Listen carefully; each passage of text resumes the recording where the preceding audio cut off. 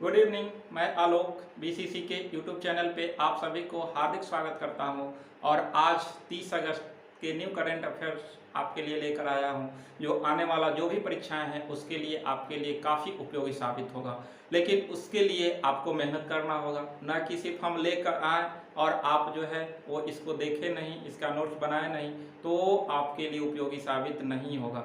इसको आपका जो है वो नोट्स बनाते रहिए, आप इसको बार बार देखते रहिए, तभी जाकर आपका ये होगा। नहीं तो जो है बिना मेहनत के आपको कुछ होने वाला नहीं। सिर्फ हम लाकर डेली दे देंगे, इससे आपको कुछ होने वाला नहीं है। सिर्फ आपको देखना होगा, बार बार इस वीडियो को देखिए, रिवाइज करते रहिए। अभी आपका 1 महीना आज हो गया, 1 तारीख से 31 अगस्त तक आपको लगभग सभी वीडियो मिल चुका है डेली का। आप उसको रिवाइज करके हमेशा देखते रहें, जब भी समय मिले उसको रिवाइज करते रहें, तभी जाकर ये आपके लिए महत्वपूर्ण सिद्ध होगा। क्योंकि आने वाला जो भी परीक्षा है उसमें करंट आपको इससे बाहर रहेगा ही नहीं, ये हम कर रहे हैं, ये गारंटी दे रहे हैं। इसलिए आप इसको बार बार देखते रहें, तो आपका ये आपका अपना हो जाएगा। और जो अपना होता है वो कभी धोखा नहीं देता है। इसी तरह इसको अपना बनाइए कि आपको करंट कभी एग्जाम में धोखा न दे। इसके अलावा आपका स्टैटिक जीके का 2 टॉपिक गया है, 2 वीडियो, उसको आप देख लेंगे। इसके अलावा हम ओलंपिक से भी वीडियो डाले हैं, उसको भी आप देखते रहें। और अभी पैरा ओलंपिक चल रहा है, उससे भी संबंधित प्रश्न को हम डाल रहे हैं। इसके अलावा पैरा ओलंपिक में भी एक स्पेशल वीडियो जाएगा, लेकिन आप इसको बार बार देखते रहें। इसके अलावा आप सभी प्लीज इसको शेयर करते रहें, जितना हो इसको शेयर करते रहें, ठीक है। और आइए आज के महत्वपूर्ण बिंदु को देखेंगे, लेकिन उससे पहले आप सभी को कल का एक प्रश्न था कि राजा राम मोहन राय की मृत्यु कहाँ हुआ था, तो ये इसका आंसर आपका इंग्लैंड के ब्रिस्टल शहर में हो जाएगा इसका उत्तर, ठीक है। और आइए आज के महत्वपूर्ण प्रश्न को हम लोग देखते हैं, क्या क्या हमारे लिए, हमारे परीक्षा के लिए उपयोगी है।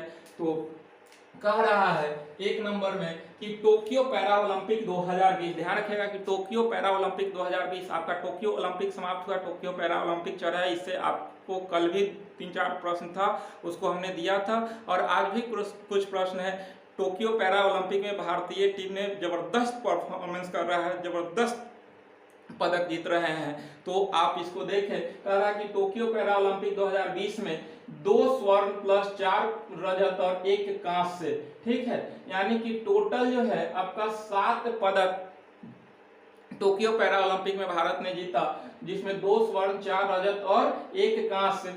सुमित अंतिल आपका जो है वो कह रहा है कि सुमित अंतिल जो है वो स्वर्ण पदक जीते हैं भाला फेंक में। ध्यान रखिएगा, सुमित अंतिल भाला फेंक में स्वर्ण पदक जीते, 68.55 मीटर जो है वो भाला फेंकने में सुमित अंतिल स्वर्ण पदक जीते। इसके अलावा दूसरा स्वर्ण पदक अवनी लेखरा ध्यान रखिएगा, स्वर्ण पदक जीती हैं, जो निशानेबाजी में 10 metre rifles, 10 metre air pistol में आपका जो है वो ये सुमित अंतिल के द्वारा स्वर्ण पदक जीता गया। तो 2 स्वर्ण, जिसमें आपका एक सुमित अंतिल और एक अवनी लेखरा के द्वारा जीता गया, ध्यान रखिएगा। और सबसे महत्वपूर्ण बिंदु है कि अवनी लेखरा ओलंपिक में स्वर्ण पदक जीतने वाली पहली महिला बनी। यानी कि ओलंपिक के कोई भी प्रारूप हो, चाहे वो आपका ओलंपिक हो या पैरा ओलंपिक हो, आपका पहली महिला बनी जो आपका स्वर्ण पदक जीती है। तो ध्यान रखिएगा, अवनी लेखरा पहली भारतीय महिला बनी जिसने ओलंपिक में पहला स्वर्ण पदक जीती है, ध्यान रखिएगा आप लोग। इसके अलावा देवेंद्र झाझारिया, आपको पता है कि देवेंद्र झाझारिया तो ये रजत पदक जीते हैं भाला फेंक में 64.35 मीटर में। ध्यान रखिएगा, भाला फेंक में भारत जो है फेंकने में बहुत आगे है। देख रहे हैं कि जो है वो भाला फेंक में नीरज चोपड़ा स्वर्ण पदक जीते ओलंपिक में। इसी तरह से देखिए कि भाला फेंकने में आपका यहाँ भी पैरा ओलंपिक में स्वर्ण पदक, रजत पदक भी हम जीत रहे हैं। तो फेंकने में भारत जो है काफी आगे है प्राचीन काल से, ठीक है। तो आप लोग भी जो है फेंकने में कम आगे नहीं है, आप लोग भी खूबे फेंकते हैं। इसी तरह भाला फेंक में जो है भारत काफी पदक जीत रहे हैं, देख ही रहे हैं आप लोग। तो देवेंद्र झाझारिया रजत पदक भाला फेंक में इतना आपको पता है कि देवेंद्र झाझारिया पहला ऐसा खिलाड़ी है कि पैरा ओलंपिक में 2 बार स्वर्ण पदक जीत चुके हैं, 2004 के एथेंस ओलंपिक में। इसके अलावा 2016 के रियो ओलंपिक में भी स्वर्ण पदक हासिल किया है, और इस बार 2020 के टोक्यो ओलंपिक में रजत पदक हासिल किया है, ध्यान रखिएगा। इसके अलावा योगेश कथुनिया रजत पदक जीते हैं चक्का फेंक में, ये भी फेंकने में है, ठीक है। फेंकने में हम लोग काफी आगे हैं। तो चक्का फेंक 44.38 मीटर, ध्यान रखिएगा। सुंदर गुर्जन के द्वारा कांस्य पदक जीता गया। किसमें? फिर से भाला फेंक। समझिए कि भाला फेंकने में काफी अंग है, तो भाला फेंक 64.01 मीटर। क्योंकि आप लोग देखे होंगे कि प्राचीन काल के इतिहास पढ़े होंगे तो भारत जो है वो पूर्व पाषाण काल, नव पाषाण काल और मध्य पाषाण काल, इसमें देखिएगा कि भारत जो है वो पत्थर के औजार बनाकर उससे को फेंक कर जानवरों का शिकार करता था और उसी से अपना पेट पालन करते थे, अपना भूख को मिटाते थे। तो उसी समय से हम लोग फेंकने में काफी आगे हो चुके हैं, ठीक है। तो वही भाला फेंकने का भी आदत बन चुका है। तो इस तरह से सुंदर गुर्जर। निषाद कुमार रजत पदक हासिल किए, ध्यान रखिएगा निषाद कुमार, और एक ऊंची कूद में हासिल किए हैं। भावनाबेन पटेल जो पहली टोक्यो पैरा ओलंपिक 2020 में पहला कोई मेडल जीता तो भावनाबेन पटेल ने जीती है रजत पदक, और ये टेबल टेनिस में जीती है, ध्यान रखिएगा। एक है काफी चर्चा में बना हुआ है विनोद कुमार, इनको कांस्य पदक जीत लिए थे लेकिन इनको लौटाना पड़ा चक्का फेंक में, क्योंकि जो है कुछ कंफ्यूजन था, इसके लेकर जो है अभी उसका एक रिपोर्ट आया जिसकी वजह से जो है इनको चक्का फेंक में कांस्य पदक को लौटाना पड़ गया। तो इस तरह से भी भारत टोटल पैरा ओलंपिक में 7 पदक जीता है, और जिसमें आपका 2 स्वर्ण, 4 रजत और 1 कांस्य पदक हासिल किया है। इसके अलावा भारतीय पैरा ओलंपिक समिति के अध्यक्ष, ध्यान रखिएगा कि अभी कौन है, तो दीपा मलिक को आपको 2019 में आपका राजीव गांधी खेल रत्न पुरस्कार भी मिला है, या फिर आपको देवेंद्र झाझारिया को भी राजीव गांधी खेल रत्न पुरस्कार मिल चुका है। और आपको पता है कि राजीव गांधी खेल रत्न पुरस्कार का नाम बदलकर मेजर ध्यानचंद खेल रत्न पुरस्कार कर दिया गया है, ध्यान रखेंगे। अगला खेल से संबंधित है कि एशियाई युवा मुक्केबाजी चैंपियनशिप, ध्यान रखिएगा, एशियाई युवा मुक्केबाजी चैंपियनशिप 2021 का आयोजन कहाँ हुआ, तो दुबई में आयोजन हुआ है एशियाई युवा मुक्केबाजी चैंपियनशिप। और इसमें ध्यान रखिएगा कि भारत टोटल 9 पदक हासिल किया है एशियाई युवा मुक्केबाजी चैंपियनशिप में, जिसमें 3 स्वर्ण पदक और 6 रजत पदक हासिल किया है, ध्यान रखिएगा, ठीक है। तो ये आपका एशियाई युवा मुक्केबाजी चैंपियनशिप में टोटल कितने पदक, तो 9 पदक हासिल किए हैं। अगला है 3 नंबर कि 100% वयस्क आबादी के टीके को पहली खुराक देने वाला देश का पहला राज्य हिमाचल प्रदेश बना। यानी कि 100% वयस्क आबादी को टीके का पहला खुराक मिल चुका है। कोविड का जो है वो टीका का 100% खुराक मिल चुका है, पहला खुराक जो है 100% लोगों को, और ऐसा करने वाला देश का पहला राज्य आपका कौन बना, हिमाचल प्रदेश। इससे पहले आप देखे होंगे कि भुवनेश्वर, ओडिशा का भुवनेश्वर पहला शहर बना था जिसने 100% वैक्सीनेशन पूरा किया था। केंद्र शासित प्रदेश में आप देखे थे कि 100% वैक्सीनेशन पूरा करने वाला केंद्र शासित प्रदेश लद्दाख बना था, और अगर राज्य पूछे तो अब हिमाचल प्रदेश बन गया। अभी जो है वो पूरे देश में जोर तोड़ से टीका अभियान चल रहा है, क्योंकि तीसरा वेव से बचने के लेकर सभी सरकार जागरूक है, और कोविड के लेकर जो है वो वैक्सीनेशन बहुत जोर तोड़ से चला रही है। अगला है 4 नंबर कि राष्ट्रीय लघु उद्योग दिवस 30 अगस्त को मनाया गया। राष्ट्रीय लघु उद्योग दिवस, ध्यान रखिएगा, 30 अगस्त को मनाया जाता है। ये आपका लघु उद्योग जो होता है वो भारतीय अर्थव्यवस्था की रीढ़ की हड्डी होती है, ये लघु अर्थव्यवस्था। तो ध्यान रखिएगा कि लघु उद्योग, तो ये लघु उद्योग दिवस कब मनाया गया, तो 30 अगस्त को। अगला है कि माई पैड माई राइट, ध्यान रखिएगा, बहुत महत्वपूर्ण प्रश्न है कि माई पैड माई राइट परियोजना की शुरुआत कहाँ किया गया, तो अब त्रिपुरा में, ध्यान रखिएगा।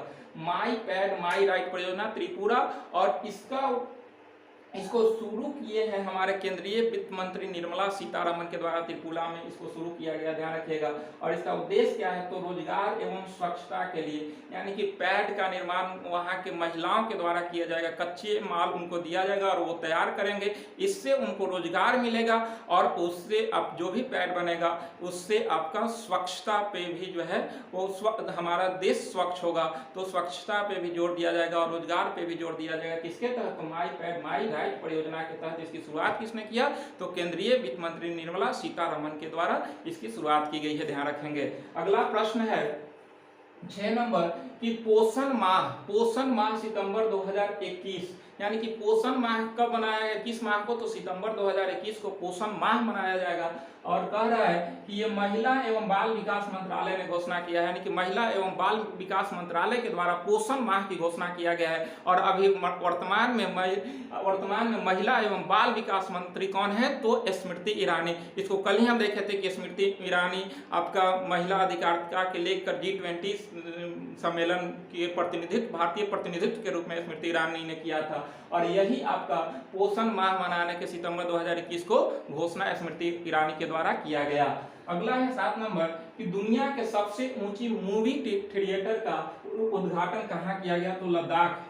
ध्यान रखिएगा, सबसे ऊंचा मूवी थिएटर यानी कि सबसे ऊंचा सिनेमा हॉल लद्दाख में बनाया जाए, जहां पर टेम्परेचर -25 डिग्री सेल्सियस रहेगा। समझिए कि कितना मजा आएगा फिल्म देखने में, ठीक है। तो इस तरह से आपका सबसे ऊंचा परिस्थित मूवी थिएटर का शुरुआत का उद्घाटन कहाँ किया गया, तो लद्दाख में, आप ध्यान रखेंगे। अगला है काफी चर्चा में है इडा, IDA। ये आपका हरिकेन तूफान है। आपको पता है कि विश्व की सबसे खतरनाक तूफान हरिकेन है और ये अमेरिका में आता है और ये अभी अमेरिका में दस्तक दे चुका है और इसका नाम ईडा है क्षेत्रीय। तो इस तरह से ध्यान रखिए कि हरिकेन तूफान है ईडा और अभी अमेरिका में दस्तक दिया, इसलिए काफी चर्चा में अभी बना हुआ है, ठीक है। अगला प्रश्न है कि लड्डू वितरण योजना, ध्यान रखेंगे, लड्डू खाइए, ठीक है। तो लड्डू वितरण योजना की शुरुआत हमारे केंद्रीय गृह मंत्री अमित शाह के द्वारा गांधीनगर से किया गया। इसकी में है कि ये पोषण युक्त लड्डू है और जो भी गर्भवती महिलाएं हैं उनको महीना में 15 लड्डू दिया जाएगा, जिससे जो है वो जो भी बच्चा होंगे उनका पोषण सही रहेगा। इसके लेकर पोषण को बढ़ाने के लिए आपको लड्डू वितरण योजना अमित शाह के द्वारा शुरू किया गया। आपको पता है कि अभी हमारे देश के केंद्रीय गृह मंत्री अमित शाह हैं। इसके अलावा एक नया मंत्रालय सहकारिता मंत्रालय का गठन किया गया और सहकारिता मंत्रालय का अतिरिक्त प्रभार किसको दिया गया, तो अमित शाह को ही दिया गया और ये गांधीनगर से ही आपका सांसद भी है, ध्यान रखिएगा, ये गुजरात से ही है। तो यहीं से आपका शुरू किया किसने, अमित शाह ने। अगला प्रश्न है कि 2 टीकों के संग मिले त्योहारों का रंग, कितना अच्छा नाम है, 2 टीकों के संग मिले त्योहारों का रंग किसके द्वारा, तो अपना बिहार सरकार के द्वारा। बिहार सरकार अपना जो है वो वैक्सीनेशन के लेकर 2 टीकों के संग मिले त्योहारों का रंग का आयोजन किया है और देख रहे हैं कि अभी बिहार में जबरदस्त टीकाकरण अभियान चल रहा है। अभी हाल ही में आप देखे थे कि कोरोना वैक्सीन के लेकर जश्न टीकाकरण अभियान भी बिहार सरकार के द्वारा शुरू किया गया था। तो इसी तरह से 2 टीकों के संग मिले त्योहारों का रंग बिहार सरकार। ध्यान दीजिएगा सभी दरोगा स्टूडेंट, आने वाला परीक्षा में ये सब प्रश्न बहुत महत्वपूर्ण है, इसलिए जिनका भी एग्जाम है दरोगा का वो अगस्त से करंट अफेयर्स जो है वो जबरदस्त तैयारी करें। नहीं तैयारी कीजिएगा तो ऐसे ही जो है रह जाइएगा। इसलिए आप करंट देखते रहें, क्योंकि बिहार दरोगा BPSC में करंट बहुत निर्णायक भूमिका निभाता है और जब तक आप करंट नहीं कीजिएगा तब तक आपका रिजल्ट सुनिश्चित नहीं हो पाएगा। इसलिए आप इसको करते रहें, तभी जाकर आपका रिजल्ट निश्चित होगा। इसलिए आप इसको बार बार देखें और इसको जो है वो अच्छा से तैयारी करें, क्योंकि बहुत महत्वपूर्ण है। डेली 10 से 15 क्वेश्चन आपको जो मिल रहा है ना, ये आपका आने वाला परीक्षा में बिहार दरोगा BPSC कोई भी परीक्षा है उसमें आपको बहुत महत्वपूर्ण साबित हो। यही है कि आपको रिजल्ट दिलवा सकता है, इसलिए इसको आप मजाक में नहीं लें। इसको जो है आप तैयारी करें, पूरे दिन का जो है वो आपका छान कर क्वेश्चन को लाते हैं ताकि जो भी एग्जाम में है वो आपको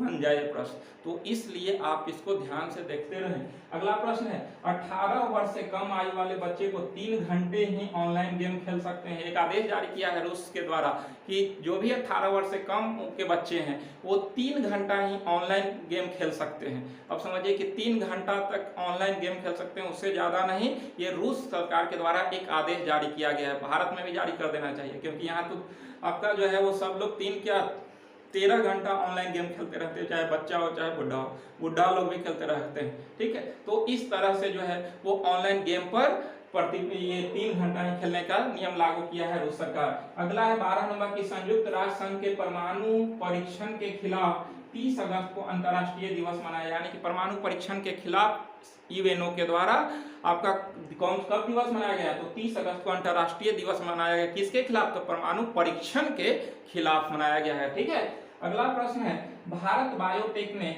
कोवैक्सीन का उत्पादन हैदराबाद के अलावा अंकलेश्वर से शुरू किया, यानी कि आपको पता है कि कोवैक्सीन का उत्पादन भारत बायोटेक करती है और भारत बायोटेक कहाँ स्थित है, तो हैदराबाद में स्थित है। और तो हैदराबाद से आपका कोवैक्सीन का उत्पादन हो रहा था, लेकिन अब गुजरात के अंकलेश्वर से भी आपका कोवैक्सीन का उत्पादन शुरू हो गया।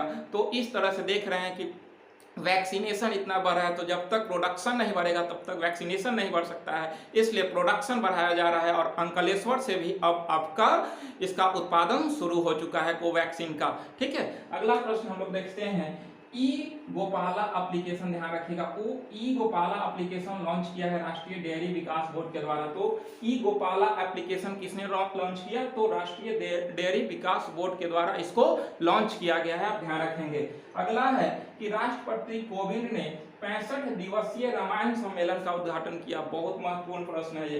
राष्ट्रपति कोविंद, अभी हमारे देश के राष्ट्रपति कोविंद साहब हैं, इन्होंने 65 दिवसीय रामायण सम्मेलन का उद्घाटन अयोध्या में किया है। कितने दिवसीय? तो 65 दिवसीय। तो ये आज का 15 महत्वपूर्ण प्रश्न था जो आने वाली परीक्षाएं के लिए बहुत महत्वपूर्ण होगा, इसलिए आप इसको छोड़े नहीं, इसको तोड़ तोड़ कर रट जाएं, ठीक है, क्योंकि आने वाला परीक्षा में आपको क्वेश्चन पढ़ते ऑप्शन देखने की जरूरत नहीं, सीधे आंसर याद है। तो इतना इसको देख ले, इतना बार जो है 5 बार 10 बार जितना हो सके आप इसको देख ले कि आने वाला परीक्षा में आपसे छूटना नहीं चाहिए प्रश्न, ठीक है। तो इस तरह से इसको तैयारी करें। और आज भी आपके लिए एक प्रश्न कि सप्तऋषि समिति का संबंध किससे है? सप्तऋषि समिति का संबंध किससे है? इसका उत्तर आप कमेंट बॉक्स में जरूर करें, ठीक है। तो आज यहीं तक आप लोग जो है वो पूरे जोड़ तोड़ से मेहनत करते रहिए कि आने वाला जो भी एग्जाम है 2-3 महीना हो, सबको आप जो है वो इतना जबरदस्त परीक्षा की तैयारी करें कि वो परीक्षा आपसे डर जाए, ठीक है। तो इस तरह से तैयारी कीजिए कि आप कहीं भी जो है परीक्षा में भाग ले तो लाइन में सबसे आगे आपको होना चाहिए, इस तरह से तैयारी होना चाहिए। और हम गारंटी देते हैं डेली इतना ही प्रश्न आप करते रहे, करेंट से एक भी प्रश्न नहीं छूटेगा, ये मेरी गारंटी, ठीक है। आज यहीं तक, आप फिर मिलते हैं हम कल। और लेकिन आप सभी प्लीज इस वीडियो को जितना हो सके आप सभी शेयर करें, ठीक है। तो इतना उम्मीद आपसे हम बार बार करते हैं, आप तो पढ़ते ही हैं, ये तो उम्मीद हम करते हैं, लेकिन ये भी उम्मीद करते हैं कि आप इसको शेयर करते होंगे, तो आप करें, ठीक है। क्लास शेयर होना चाहिए। चलिए, आप सभी को बहुत बहुत धन्यवाद।